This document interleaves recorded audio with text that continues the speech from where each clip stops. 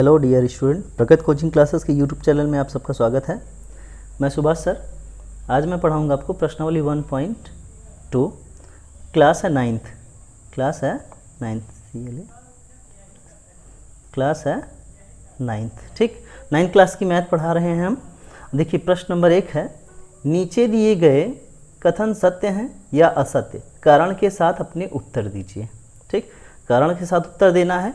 तो पहले हम देख लेते हैं, ये 3 प्रश्न है इसमें। पहला है, प्रत्येक अपरिमेय संख्या एक वास्तविक संख्या होती है, ये सत्य होगा। ठीक, दूसरी है, संख्या रेखा का प्रत्येक बिंदु √m के रूप का होता है जहां m एक प्राकृतिक संख्या है, ये असत्य है।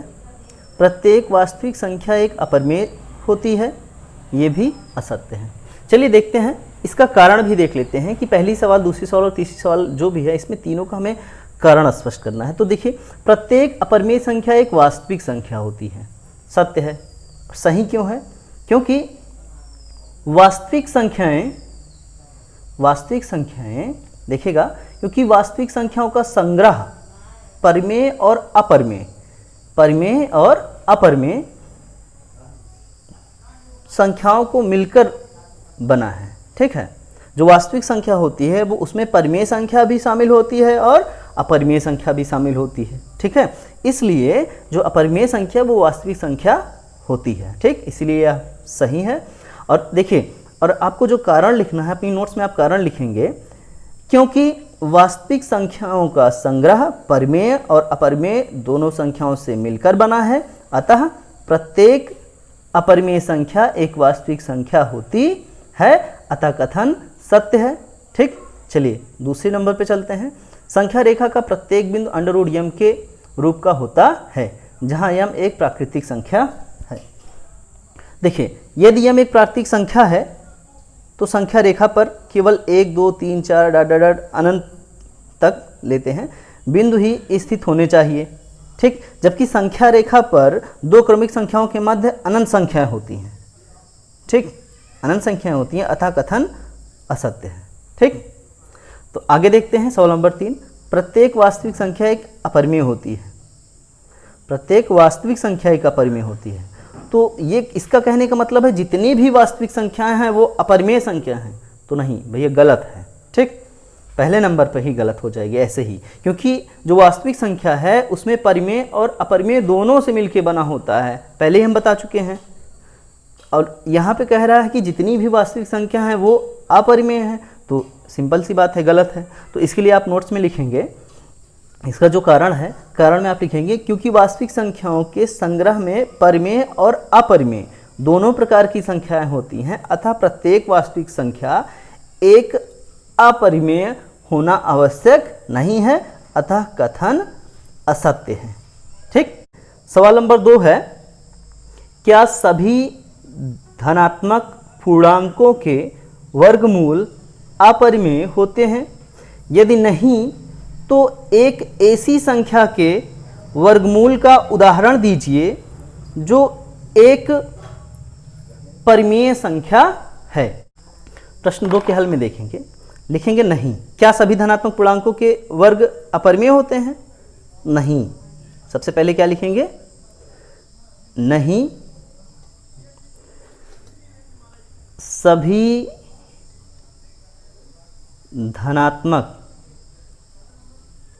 धनात्मक पूर्णांकों के वर्गमूल, सभी धनात्मक पूर्णांकों के वर्गमूल अपरिमेय नहीं होते हैं। ठीक, उदाहरण में हम देखेंगे, यहाँ लिखते हैं उदाहरण देखिएगा, जैसे कि हम √9 लेते हैं, 9 का निकालेंगे, क्या निकलेगा? 3। अब 3 क्या है? अपरिमेय है? नहीं, अपरिमेय तो नहीं है। ये क्या है? परिमेय संख्या है ना। अब देख लीजिए, मान लीजिए अभी हम √4 ले लें, क्या निकलेगा, 2 आएगा। ये भी क्या है, परिमेय संख्या है। अब मान लीजिए हम √3 ले लें तो इसका क्या निकलेगा, √3। ये क्या है, अपरिमेय है। मतलब कि परिमेय और अपरिमेय दोनों हो सकती हैं, लेकिन ये क्या कह रहे हैं, ये बात कर रहे हैं कि केवल अपरिमेय होगा, तो ऐसा नहीं है, परिमेय और अपरिमेय दोनों हो सकती है। ठीक है, चलिए अगली सवाल पे चलते हैं। सवाल नंबर 3 है। 3 में कहता है कि दिखाइए कि संख्या रेखा पर √5 को किस प्रकार निरूपित किया जा सकता है। तो इसका हम हल देखते हैं।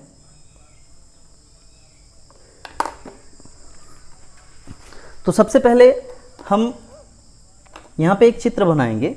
संख्या रेखा बोला है तो हमको एक चित्र बनाना है, तो एक लाइन खींच लेते हैं। हमारे पास यही है, अभी स्केल नहीं है, ठीक, खींच लिए। अब यहाँ पे हम लेते हैं 0, ठीक। संख्या रेखा देखिए इसे ही कहते हैं। यहाँ पे प्लस का रहेगा 1 2 3, ठीक।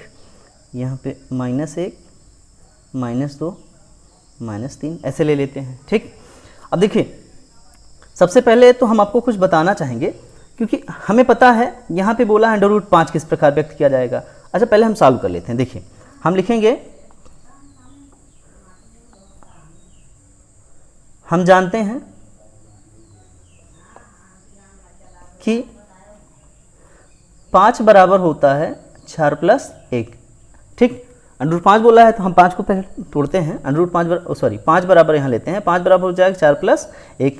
अब हम वर्ग कर देते हैं सभी संख्याओं का। तो 5 का वर्ग तो हम ऐसे करेंगे नहीं, क्योंकि जैसे 4 किसका वर्ग है, 2 का वर्ग है, 1 किसका वर्ग है, 1 का वर्ग है, 5 किसका वर्ग है, हाँ ये भी होगा √5 का, क्योंकि √5 का वर्ग करेंगे तो स्क्वायर से रूट कट जाएगा, बचेगा 5। 2 का करेंगे 2 दूना 4, 1 का करेंगे 1 1 1, ये आएगा, ठीक। अब देखिए संख्या रेखा पर खींचते हैं, यहाँ लिखेंगे नीचे संख्या रेखा पर खींचते हैं, संख्या रेखा पर खींचते हैं। संख्या रेखा पर OA बराबर 2 मात्रक, कितना, 2 मात्रक लेते हैं, 2 मात्रक लेते हैं, कितना, OA बराबर, ठीक है। इसको हम मानेंगे O और इसको मानेंगे A।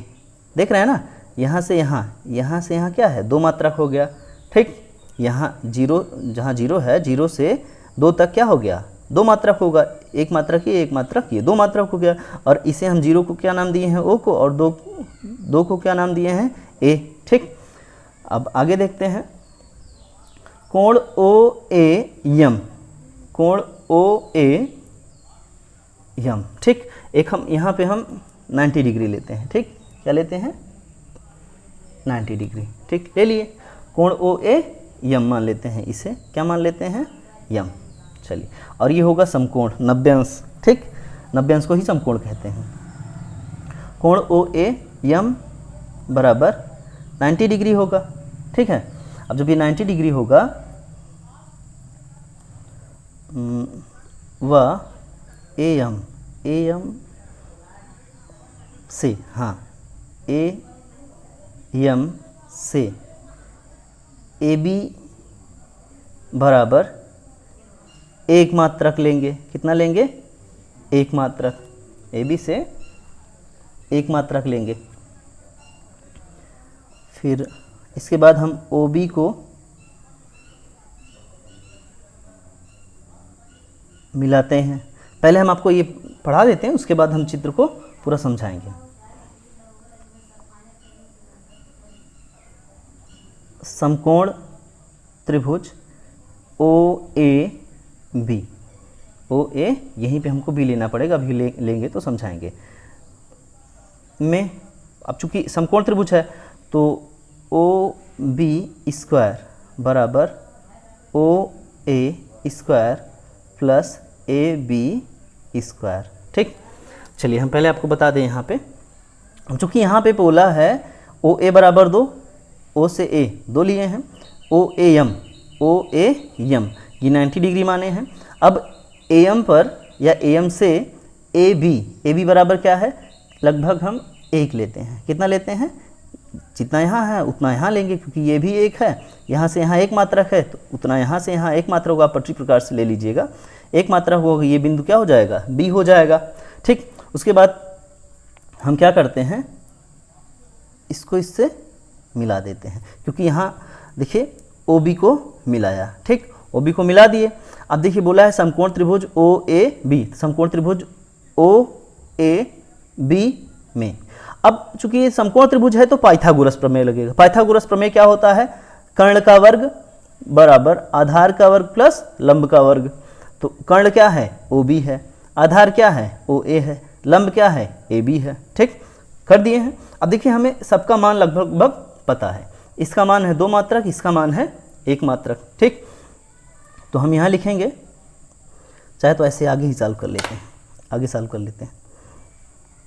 तो 2 का वर्ग प्लस 1 का वर्ग बराबर 4 प्लस 1 बराबर 5। ठीक, अब देखिए चूँकि ओ बी स्क्वायर बराबर 5 आया है ना, ओ बी स्क्वायर बराबर 5 है, तो हम लिख सकते हैं ओ बी बराबर जब स्क्वायर उधर जाएगा तो रूट हो जाएगा, √5 मात्रक। ठीक, √5 मात्रक। अब देखिएगा हम यहाँ कुछ लिखेंगे, चूँकि ओ बी बराबर √5 मात्रक। ठीक, ओ को केंद्र मानकर ओ बी त्रिज्या लेते हैं। ठीक, जो संख्या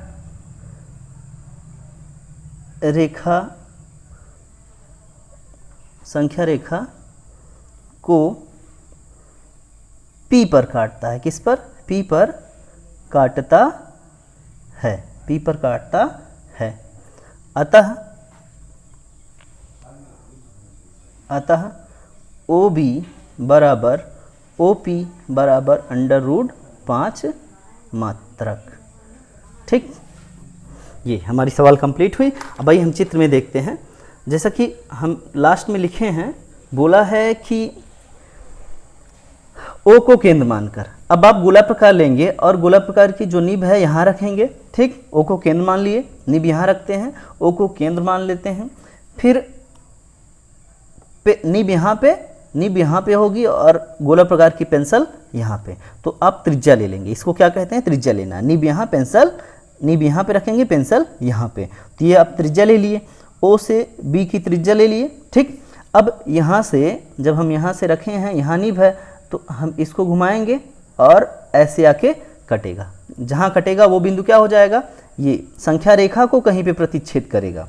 यही तो बोले हैं लास्ट में, हम देख लीजिएगा, बोले हैं यहाँ देखिए, यहाँ हम आपसे बोले हैं ओ को केंद्र मानकर ओ बी त्रिज्या लेते हैं जो संख्या रेखा को पी पर काटता है। ओ बी त्रिज्या लेते हैं जो संख्या रेखा को पी पर काटता है। तो ओ बी त्रिज्या लेकर एक चाप लगाएंगे। ठीक है, याद रखिएगा, ओ बी त्रिज्या लेके यहाँ से यहाँ तक की त्रिज्या लेके हम एक चाप लगाएंगे गोला प्रकार से, जो कि संख्या रेखा को किसी बिंदु पर प्रतिच्छेद करेगी, 2 या 3 के बीच में किसी का प्रतिच्छेद करेगा। ठीक, ये किसी का बाहर हो सकता है, अंदर हो सकता है, देखिए ध्यान दीजिएगा, उसको अब खुद बनाएंगे तो समझ जाएंगे। तो ये बिंदु क्या हो जाएगा, ये बिंदु हो जाएगा पी। ठीक, यही क्या है, संख्या रेखा पर √5 का स्थान है। ठीक, हम √5 को निरूपित कर दिए बिंदु पी पर। चलिए, हमारी सवाल और एक्सरसाइज दोनों कंप्लीट होती है।